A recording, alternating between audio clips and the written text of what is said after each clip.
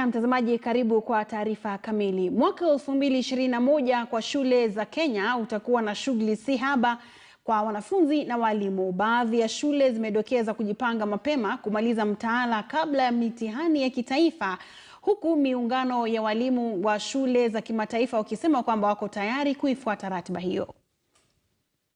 Kwenye shule ya msingi ya Friends Academy Nyeri, watahiniwa wanadurusu vitabu na makaratasi ya mitihani kwa makini.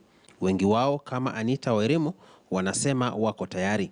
As per now, when we were called back to school, we just started revising for the exams. By the time we had closed for the outbreak, we had already finished our syllabus. Walimu wao wanahofia muda wa mapumziko kwa watahiniwa na wazazi kujipanga hautatosha.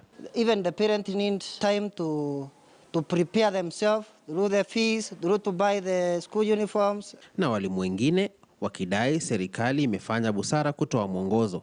Tuhakikisha kwamba taratibu mbalimbali za afya zinazingatiwa shuleni, kuwepo kwa barakoa, maji.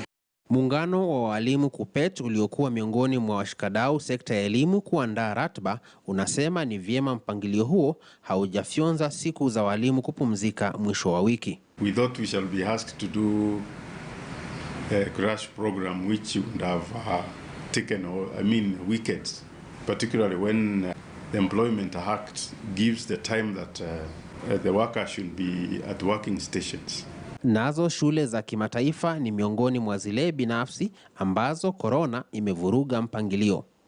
Kwa bahati mpangilio wao wa mtaala ni tofauti kidogo na wa elimu ya umma Kenya. We were in term 1 or semester 1 of the 2020-2021 academic year. So in January we'll reopen for, term 2 for ourselves. There are those of us who will choose to continue a hybrid form of learning where they'll do online, a mix of online and in-person learning. Kwa mara ya kwanza Kenya itashuhudia kwa muda mrefu mitihani ya kitaifa ikifanyika mwanzo wa mwaka, yani kuanzia mwezi Machi, tofauti na mwishoni mwa mwaka hadi mwaka 2023 ambapo hali ya kawaida itarejea.